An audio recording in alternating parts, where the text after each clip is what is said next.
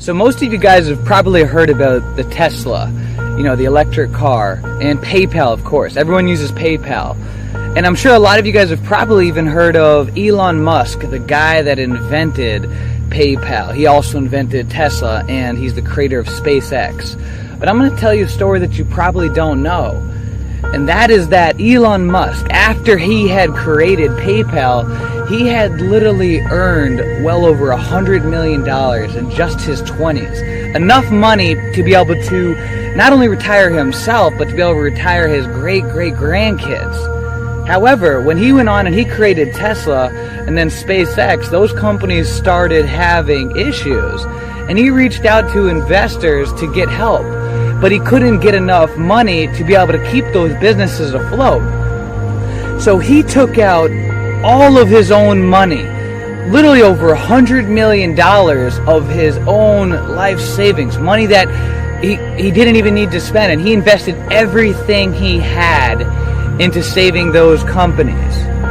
An extraordinary risk that most people would think absolutely crazy, but he did it. And those companies are still thriving and on today. And now we're seeing those electric charging ports at, all over the place, Walgreens, CVS's, and so forth. And Elon Musk had a great quote that if you believe in something, even if the odds are stacked against you, then you should still do it. I'm going to tell you another story about Kobe Bryant, one of my favorite athletes. I'm a huge fan of Kobe Bryant. I've always loved the Lakers. Right out of high school, this guy was incredible. Very competitive. Interesting thing about it is that right out of high school, he actually got scouted and offered a role to play in Spike Lee's movie. He got game. And he turned it down so that he could take a chance at trying to make it into the NBA. Denzel Washington ended up taking that part, and now Denzel Washington is a legend in the acting industry. So what is in common between a lot of these incredible people? People like Elon Musk, people like Kobe Bryant, and so many other exceptional people that go on to really create a legacy, is that they were literally willing to fail. They were literally willing to put everything on the line with no guarantee of success.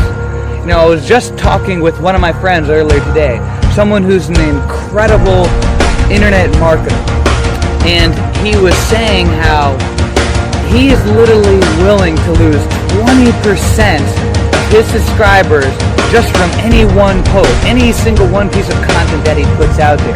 He's always willing to hold no strings back, to put everything that he's got on the table. And if people don't like him for what it is, then he's willing to lose. He's willing to fail in order to succeed.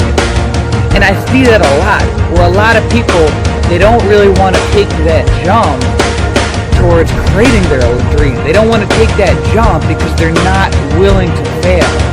And in fact, not only do you have to be willing to fail, failure is a part of the process. Just like going to the gym, the only way to really build up your muscles is to push your muscles to failure and to break down the fibers so that they can grow bigger and stronger. The exact same thing is up here. You have to be willing to push your mindset to failure at times. You have to be willing to push yourself through failure so that your mental muscles can grow stronger. So as you go out and you embark, embrace failure. Be willing to fail and understand that failure is a part of the process and a part of the recipe. You have to hustle. You have to think outside of the box to make things happen when it seems impossibly difficult for